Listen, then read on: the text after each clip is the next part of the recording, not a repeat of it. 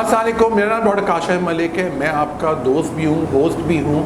Home मेडी channel के साथ एक और पर्सनालिटी, एक और कंसल्टेंट को लेके आया हूँ जो कि बड़ा इम्पोर्टेंट लेवल पर और बहुत ही इम्पोर्टेंट डिपार्टमेंट की डॉक्टर हैं। वो मुर्शिद हॉस्पिटल ने रिसेंटली ज्वाइन किया है। मुर्शिद हॉस्पिटल की खासियत मैं आपको बताता चलूँ, मुर्शिद हॉस्पिटल 330 बेडेड हॉस्पिटल है और ये वाहिद हॉस्पिटल है पूरे पाकिस्तान का जो कि बलूचिस्तान और सिंध के बॉर्डर पर है। तो हमारे पास बेइंतहा पेशेंट्स आते हैं, माशाल्लाह उनको मुस्तफ़ीद भी होते हैं। और उससे अच्छी बात ये कि यहाँ पे एक सेहत सहूलत कार्ड की नेमत भी है जो कि पेशेंट्स को बहुत ज़्यादा फ़ायदा पहुँचाती है। हम जब डॉक्टर बनते हैं तो हम सबको ये ख्वाहिश होती है कि दुखी इंसान की खिदमत करना। तो मैं एज अ कंसल्टेंट डर्मेटोलॉजिस्ट यहाँ पर हूँ तो मुझे भी बहुत अच्छा लगता है और बाकी डॉक्टर्स को भी बहुत अच्छा लगता है कि हम अपने जो हमारा मिशन होता है कि हम हेल्प कर सकें लोगों की डायरेक्टली, वो करने में कामयाब हो जाते हैं। उसका सैर ऑफ कोर्स मुर्शिद हॉस्पिटल्स की पूरी मैनेजमेंट को जाता है। हमारे सीईओ डॉक्टर काशिफ महमूद शाह हमें बहुत सपोर्ट करते हैं इस चीज़ में, बहुत ज़्यादा हमें सराहते हैं और बहुत इंकरेज करते हैं। और सबसे अच्छी बात ये कि हमें एक फ्री हैंड मिलता है जिस पर हम अपनी सारी टैलेंट्स को, अपनी सारी एक्सपर्टीज़ को यूज़ कर सकते हैं। तो चलें आज ही मुलाकात कराते हैं। आपकी एक हमारी न्यू कंसल्टेंट आई हैं मुर्शिद हॉस्पिटल जो कि गैस्ट्रोएंट्रोलॉजिस्ट हैं, पेट और उसकी मसाइल की कंसल्टेंट हैं। आपको पता है पेट के प्रॉब्लम्स बहुत कॉमन हो गए हैं, बहुत बढ़ रहे हैं, तो इनसे बात करेंगे। आइए इनसे मिलते हैं। डॉक्टर अनम सिद्दीकी। अस्सलाम वालेकुम डॉक्टर साहब, कैसी हैं आप? Thank you so much for coming to the show. और अभी आपने रिसेंटली ज्वाइन किया है हमारे मुर्शिद हॉस्पिटल को, तो आपको कैसा लगा हमारा मुर्शिद हॉस्पिटल? कुछ बताइए, आपको कैसा माहौल लगा? अल्हम्दुलिल्लाह, मैंने रिसेंटली ज्वाइन किया एज अ कंसल्टेंट गैस्ट्रोएंट्रोलॉजिस्ट और हॉस्पिटल बहुत अच्छा है। यहाँ के लोग भी सब बहुत अच्छे हैं, मैं बहुत इंजॉय भी कर रही हूँ। पेशेंट्स भी बहुत अच्छे आते हैं और मतलब ये है कि डिफरेंट एक्टिविटीज़ भी हो रही हैं। CME होता है यहाँ पर, हर वीकली डिफरेंट टॉपिक्स डिस्कस होते हैं और पेशेंट्स का फ़्लो भी माशाल्लाह बहुत ज़्यादा है और हॉस्पिटल ओवरऑल बहुत अच्छा है। मैं बहुत एंजॉय डॉक्टर साहब, बहुत बहुत शुक्रिया और उम्मीद है कि आपके आने के बाद और आप चीज़ें इसमें लाएंगी ताकि और इम्प्रूवमेंट है। तो गैस्ट्रोएंट्रोलॉजी की बात करें डॉक्टर साहब, ये बड़ा इंटरेस्टिंग है और आपने इसको चूज़ क्यों किया? क्योंकि आई एम श्योर मुश्किल भी है और बड़ा चैलेंजिंग भी है और गैस्ट्रोएंट्रोलॉजिस्ट की हमें और भी ज़रूरत है। आपने देखा होगा गैस्ट्रोएंट्रोलॉजी माशाल्लाह एक इमर्जिंग फील्ड है जो कि माशाल्लाह बहुत तरक्की कर रही है और मुझे लगता है कि हर हॉस्पिटल में या हर क्लिनिक में गैस्ट्रोएंट्रोलॉजिस्ट का होना काफ़ी हद तक ज़रूरी है। राइट? तो डॉक्टर साहब, तो आप क्या सोच के आई थी कि आपने देखा कि इतने लोगों को पेट का प्रॉब्लम है तो आप ही इसकी स्पेशलिस्ट बन जाए, ऐसा था कुछ? बिल्कुल ऐसा ही था। जब मैंने अपनी हाउस जॉब स्टार्ट की थी तो तब मैंने पेशेंट्स में सबसे ज़्यादा फ़्लो जो देखा वो गैस्ट्रो के पेशेंट्स का ही देखा, तो जिगर के हवाले से, पेट के हवाले से, तो हर किस्म के पेशेंट्स मैंने देखे। लेकिन मेरा इंटरेस्ट जो था वो ज़्यादा इस तरफ गया क्योंकि पेशेंट्स का फ़्लो भी ज़्यादा था, पेशेंट की मैनेजमेंट और ये है कि मतलब डिफरेंट डिजीज़ जो है पेशेंट में डायग्नोज हो रही थी, तो उस हिसाब से मेरा इंटरेस्ट बढ़ता चला गया। तो मैंने सोच लिया था कि आगे जाके मैं इंशाल्लाह इसमें ही जाऊंगी। इंटरवेंशन के हवाले से देखा जाए तो प्रोसीजर्स बहुत इंटरेस्टिंग है, जैसे एंडोस्कोपीज़ हैं, कोलोनोस्कोपीज़ हैं, डायग्नोस्टिक, थेरापेटिक। तो मेरा ये भी था कि मतलब मैं सिर्फ मतलब ऐसी फील्ड में नहीं जाऊँ जिसमें सिर्फ थ्योरेटिकल हो। तो मुझे इंटरवेंशन बहुत मतलब एडमायर करता था तब भी, तो इसलिए मेरा ये था कि मैं इंटरवेंशन में ज़रूर जाऊँ। ज़बरदस्त। तो इसमें डॉक्टर साहब आप मेडिसिन साइड भी देख रहे हैं और बहुत ही मतलब एक लोकल एनेस्थीसिया में ही है ना आपकी इंटरवेंशन भी होती है, तो सर्जरी का भी थोड़ा सा आपका फ्लेवर आ रहा होता है। अच्छा डॉक्टर साहब, ये ज़रा बताइए कि GI प्रॉब्लम जो गैस्ट्रोएंट्रोलॉजी की प्रॉब्लम है, जो आम ज़बान में जो हर किसी को ही होता है, जो हमारे पास पेशेंट्स आते हैं, तेज़ाबियत है, पेट में दर्द है, पेट में जलन है, तो ये बढ़ रहा है, क्या रीज़न्स हैं? और ऑफ कोर्स हमें तो और ज़्यादा गैस्ट्रोएंट्रोलॉजी के डॉक्टर्स की भी ज़रूरत है, तो ये क्या रीज़न हो सकता है डॉक्टर साहब? मतलब रीज़न्स तो बहुत ज़्यादा हैं, वो पेशेंट टू पेशेंट वेरी करते हैं। डिपेंड करता है कि पेशेंट के सेडेंटरी लाइफस्टाइल कैसा है, पेशेंट की जॉब कैसी है और उनका मतलब खाना पीना कैसा है, बाहर का है, घर का है, उनका जो है मतलब सिटिंग जॉब है या फिर हर चीज़ डिपेंड करती है। तो उस हिसाब से ये सिम्टम्स ज़्यादा हो रहे हैं, ठीक है, क्योंकि कुछ लोगों की नाइट ड्यूटीज़ होती हैं, कुछ की डे ड्यूटीज़ होती हैं, तो उनका जो मील टाइम है वो वेरी करता रहता है। दूसरा किसी की मतलब लाइफस्टाइल ऐसा होता है कि वो सिर्फ बाहर का ही खाते हैं, घर के खाने को तरजीह कम देते हैं, तो वो भी एक बिग रीज़न है। और दूसरा H. पायलोरी जो है वो तो बहुत ही मतलब कॉमन हो गया है आजकल, लेकिन वो सब पेशेंट्स में सिम्टोमेटिक नहीं होता है। 30% में वो नॉर्मल भी हमें देखा जाता है विदाउट कॉजिंग सिम्टम्स। तो ये है कि मतलब जो भी पेशेंट सिम्टोमेटिक हों सेकेंडरी टू एच पायलोरी, तो उनको हमें ज़रूर ट्रीट करना चाहिए, क्योंकि एच पायलोरी आगे जाकर गैस्ट्रिक कैंसर भी करा सकता है। तो एक कॉज है, प्रेसिपिटेटिंग फैक्टर है। तो मतलब अगर कोई पेशेंट सिम्टोमेटिक है तो हमें ज़रूर उसका एच पायलोरी टेस्ट करना चाहिए। वैसे तो ये है कि आप एंडोस्कोपी करके बायोप्सी करके इजीली इस ऑर्गेनिज्म को देख सकते हो, लेकिन एक स्टूल का टेस्ट भी है जो कि इजीली अवेलेबल है और आपको 1 to 2 डेज़ में रिपोर्ट भी मिल जाती है, और प्रॉपर मैनेजमेंट प्लान है, आप आराम से एंटीबायोटिक देके उसको इरेडिकेट कर सकते हो। तो बाकी ये है कि आप लाइफस्टाइल मॉडिफिकेशंस कर सकते हो इन सब चीज़ों में। किसी पेशेंट का ऐसा लाइफस्टाइल है तो आप एडवाइस करके उनको हैंडल कर सकते हो। बिल्कुल। अच्छा डॉक्टर साहब, मैं नोट करता हूँ एज अ डॉक्टर के लोगों के अंदर को स्ट्रेस तो बढ़ा ही है और नेगेटिविटी भी बहुत बढ़ गई है। लोग कनात नहीं करते, कंटेंटेड नहीं है, अल्लाह का शुक्र नहीं अदा करते। तो ये भी एक फैक्टर है डॉक्टर साहब एसिडिटी का, क्योंकि एसिडिटी नेगेटिविटी की वजह से एसिडिटी भी बढ़ रही है। तो आपने कुछ नोट किया है इसमें? आई एम श्योर आपने देखा होगा लोगों का जो एटीट्यूड है वो भी काफ़ी नेगेटिव की तरफ हो गया है। इस सेंस में है कि मतलब क्लियर कट तो ऐसा नहीं है, लेकिन स्ट्रेस एक फैक्टर है।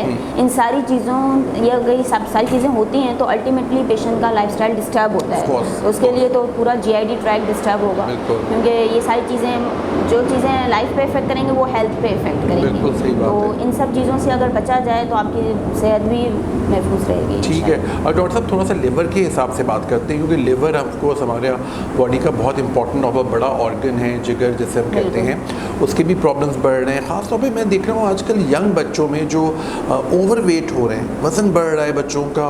वो एक तो मुझे लगता है एक जगह बैठे रहते हैं, मोबाइल फ़ोन्स और ये लाइफस्टाइल जिसकी आपने बात की, बिल्कुल आपने सही कही है, और वो कुछ सुस्त से हो गए। तो इसका भी रिलेशन है डॉक्टर साहब? बिल्कुल, क्योंकि मतलब वेट गेन जो है वो एक रीज़न है बहुत सारी बीमारियों का, सिर्फ जीआईटी ही नहीं, दिल का हर चीज़, बहुत सारी बीमारियां ऐसी हैं जो सिर्फ वज़न बढ़ने से प्रेसिपिटेट होती हैं। तो जीआईटी की भी बहुत सारी बीमारियां ऐसी हैं जो कि वज़न बढ़ने से बढ़ जाती हैं। जैसे फैटी लिवर है, आपका वेट गेन होता है तो जैसे पूरी बॉडी के सिस्टम पे इफेक्ट होता है, इसी तरह लिवर पे भी इफेक्ट होता है। तो लिवर का मेटाबॉलिज्म डिरेंज होगा और फैटी लिवर आगे जाके बहुत सारी जिगर की बीमारियों को पैदा कर सकता है। तो अपना लाइफस्टाइल अगर आप अभी से ही मैनेज करना शुरू करेंगे तो फिर आगे चल के यही इसका मतलब यही कि अगर कोई पेशेंट का लाइफस्टाइल अच्छा नहीं है तो सबसे पहले तो वेट लूज जो एक्सरसाइजेज होती हैं अपना, और डेली एक्सरसाइज करें, अपना डाइट इनटेक प्रॉपर करें, और ये सारी चीज़ें हैं जो आगे जाके जिगर की बीमारियों को बचा सकता है। बिल्कुल सही कही डॉक्टर साहब। और इसके साथ साथ मैंने एज अ डॉक्टर नोट किया हुआ है कि आजकल गॉल ब्लैडर जो कि एक ख़ास स्टेज में हमने पढ़ा था कि female 40 fertile, you know, fat fair, लेकिन अब वो क्राइटेरिया इतना दिखता हुआ नहीं दिख रहा। अब तो बहुत यंग लड़के लड़कियों को गॉल ब्लैडर भी आ रहा है। तो इसका भी खाने से ताल्लुक़ है डॉक्टर साहब? खाने से ताल्लुक़ है, लेकिन एक फैमिली हिस्ट्री भी है गॉल ब्लैडर स्टोन्स में। ये है कि अगर आपकी फैमिली में भी चल रहा है तो यंग में भी आराम से हो सकता है। ये जो रूल ऑफ 4 है, 40 का जो ये रूल है, ये ज़्यादातर देखा गया है। फीमेल्स फर्टाइल 40 इनमें तो मोस्टली देखा गया, लेकिन अभी तो हर एज में ही हम देख रहे हैं। तो ये भी लाइफस्टाइल से ही है, क्योंकि कोलेस्ट्रॉल स्टोन्स बनते हैं तो वो भी आपकी डाइटरी मॉडिफिकेशन अगर आपकी अच्छी होगी तो उससे भी बचा जा सकता है। आपका वही एक्सरसाइज, डाइट और आपका मतलब ये जो सारा लाइफस्टाइल है वो भी प्रेसिपिटेटिंग फैक्टर भी इसका यही है। बाकी ये कि मतलब आपकी फैमिली हिस्ट्री भी है तो वो भी एक फैक्टर है जो प्रेसिपिटेट कर सकता है। और डॉक्टर साहब आप प्लीज़ अपने, क्योंकि डॉक्टर साहब एज ए कंसल्टेंट गैस्ट्रोएंटरोलॉजिस्ट, आप प्लीज़ हमें व्यूअर्स को बताइए कि नाश्ता करना कितना ज़रूरी होता है, क्योंकि हमारे माशरे में मैंने नोट किया है जनरली लोग नाश्ता बिल्कुल नहीं करते, लंच ज़रा भारी करते हैं, डिनर बहुत हैवी करते हैं। तो वो भी एक बहुत बड़ा कॉज है आपका लाइफस्टाइल, जैसे आपने बिल्कुल सही बताया। तो आप ज़रा हमें व्यूअर्स को बताइए कि नाश्ता कितना अच्छा करना चाहिए और इम्पोर्टेंट, और उसको मतलब आराम से बैठ के करना चाहिए, क्योंकि वो आपके पूरे दिन की एफिशिएंसी आप पे कर रहा है। तो डॉक्टर साहब प्लीज़ बताइएगा। नाश्ता तो बहुत ही ज़्यादा ज़रूरी है। आपकी तीनों जो मील्स हैं उसमें जो आपका टॉप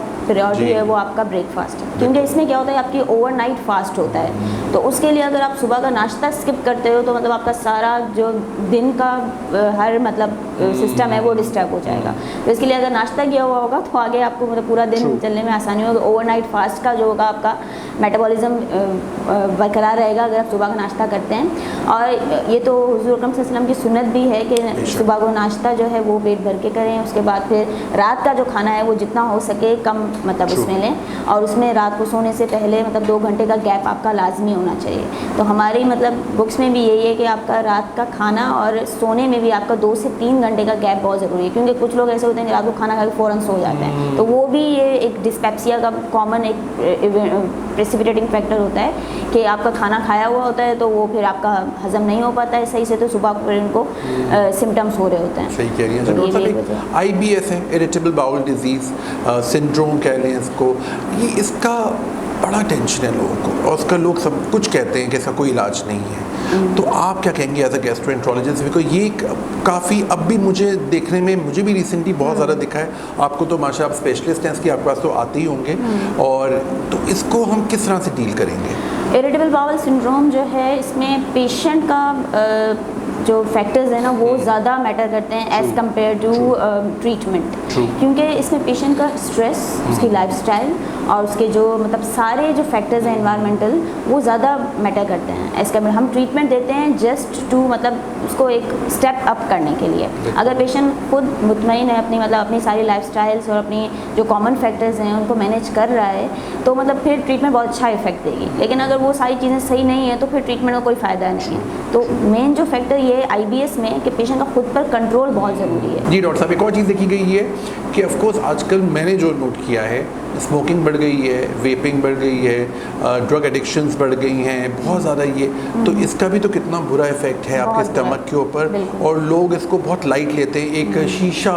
और ये सब चीज़ें। तो डॉक्टर साहब ऑफ कोर्स मैं बताऊंगा तो शायद इतनी वैल्यू नहीं है, आप बताएंगी तो, क्योंकि you are the consultant gastroenterologist, आपकी बात और समझी और सुनी जाएगी। तो ज़रा सा इस पर भी हमारे यंग जनरेशन स्पेशली को बताइए कि अभी से वो ऐड करें, जो आगे कोलाज आ गए, स्टिंग आ गई है, ये कितनी हार्मफुल हो सकती है आपके लिए, राइट डॉक्टर साहब? जी ये सारी जो चीज़ें हैं स्मोकिंग और ये सारे जंक फूड और उसके अलावा जो आपकी सारी कोल्ड ड्रिंक्स हैं ये बिल्कुल भी आपके मैदे के लिए अच्छी नहीं है। तो जितना हो सके अवॉइड करें, क्योंकि ये मतलब वक्ती तौर पर तो आपको बहुत मज़ा आएगा लेकिन आगे चल के आपका पूरा मैदा मतलब तबाह हो जाएगा। जैसे lung cancer, smoking gastric cancer भी कराता है, ठीक है। तो smoking is a risk factor for gastric adenocarcinoma.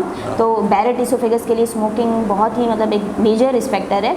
तो ये कहना तो बहुत आसान है कि आपको मतलब स्मोकिंग करना और ये सब तो बहुत ईजी है, लेकिन इसके जो कंसिक्वेंसेज है वो बहुत डेंजरस हैं। तो इन चीज़ों को जितना हो सके अवॉइड करें, क्योंकि यंग पॉपुलेशन तो आगे तो अब तो आपको पूरी ज़िंदगी पड़ी है, आपको इतना कुछ करना है आगे। अगर अभी से ही ये चीज़ें होती रहेंगी तो फिर आगे चल के फिर उसका जो इम्पैक्ट आता है, स्पेशली आपके माउथ कैंसर्स, इसोफेजियल कैंसर्स, तो उनकी जो यंग पेशेंट्स हमने प्रेजेंटेशन देखी है तो उनकी तो पूरी लाइफ ही मतलब बर्बाद हो जाएगी। अगर आप ये चीज़ें सोच कर चलें, अगर आप पढ़ें तो आपको पता चलेगा कि ये चीज़ें कितनी डेंजरस हैं। ज़बरदस्त डॉक्टर साहब, thank you so much for coming. बस जाते जाते हमारा लास्ट मैसेज दे दीजिए हमारे व्यूवर्स के लिए। आप डॉक्टर अनम सिद्दीकी जो कि हमारी कंसल्टेंट गैस्ट्रोएंटरोलॉजिस्ट हैं मुर्शिद hospital and health care centre में, हम आपको इनसे कांटेक्ट में रखेंगे अपने चैनल के थ्रू। कोई सवाल आपका हो, कोई प्रॉब्लम हो, आपको दिखा सकते हैं। डॉक्टर साहब यहाँ पे सुबह 8 से लेकर 4 बजे तक मंडे टू सैटरडे होती हैं as a full time consultant. यहाँ पे आप इनको विज़िट कर सकते हैं, यहाँ पे सारी फैसिलिटीज़ अवेलेबल हैं। पहले डॉक्टर साहब से आप कंसल्टेशन लेंगे, फिर आपको आगे हम लाएअमल बताएंगे। तो डॉक्टर साहब आखिरी जाते जाते एक मैसेज हमारे व्यूवर्स को दे दीजिए कि आप जो भी खा रहे होते हैं वो आपको show you are what you eat. तो वाई नॉट एक आदत बनाने शुरू से कि आप एक हेल्दी, ऑर्गेनिक, एक रिस्पेक्टेबल लाइट डाइट लेंगे, पैसे भी आपके बचेंगे। मुझे तो लगता है डॉक्टर साहब ये आपके इकोनॉमिकल भी होता है ना कि आप लाइट, मुझे लगता है आजकल मैंने पता किया था, मैंने तो सिगरेट्स इतने महंगे हैं और ये इस टाइप की चीज़ें, वेपिंग और ये जो शीशा, दे आर क्वाइट एक्सपेंसिव, और स्टूडेंट्स अपनी सारी पॉकेट मनी या पता नहीं किस तरीके से वो यूज़ करते हैं ना डॉक्टर साहब, तो और आपका लाइफस्टाइल भी ख़राब हो रहा है। तो आप प्लीज़ हमारे व्यूवर्स को बताइए। मेरा बस मैसेज ये है कि मतलब जितना हो सके अपनी सेहत का ख्याल करें, क्योंकि वक्त यही है। अगर कोई भी चीज़ आपकी बहुत ओवर यूज़ किसी भी चीज़ का बहुत डेंजरस होता है। तो अगर आप एक चीज़ कर रहे हैं जो कि आपकी सेहत के लिए बिल्कुल भी अच्छी नहीं है तो आगे चल के उसके कंसिक्वेंसेस जो होंगे वो बहुत ही ख़राब होंगे। तो अभी से अपनी मतलब लाइफ को बेटर करना शुरू करें, हेल्दी डाइट लें और पैसे की भी बचत करें, अपनी सेहत का भी ख्याल करें और खुश रहें। बहुत ज़बरदस्त डॉक्टर साहब, thank you so much doctor साहब for coming to the show. Doctor साहब हमारे साथ होती हैं हमारे मुर्शिद हॉस्पिटल में। दोबारा बता दूं, कोई भी आपका सवाल हो आप इसी चैनल के थ्रू हमें क्वेश्चंस कर सकते हैं। डॉक्टर साहब से आपका दोबारा से इंटरेक्शन करवा देंगे और हम ये देखेंगे कि किस किस तरह से आपको हेल्प करेंगे। बेसिकली ये सेशंस अवेयरनेस के होते हैं, आगही के होते हैं कि आपको बेसिक पता चल जाए। और कभी भी लेट नहीं हुआ है, कभी भी आप स्मोकिंग छोड़ सकते हैं, वेपिंग छोड़ सकते हैं, आप शीशा छोड़ सकते हैं। ये कभी नहीं समझिए कि आप नहीं छोड़ सकते हैं। Thank you very much for watching today's show. Signing out, Dr. Kashif Ahmed Malik.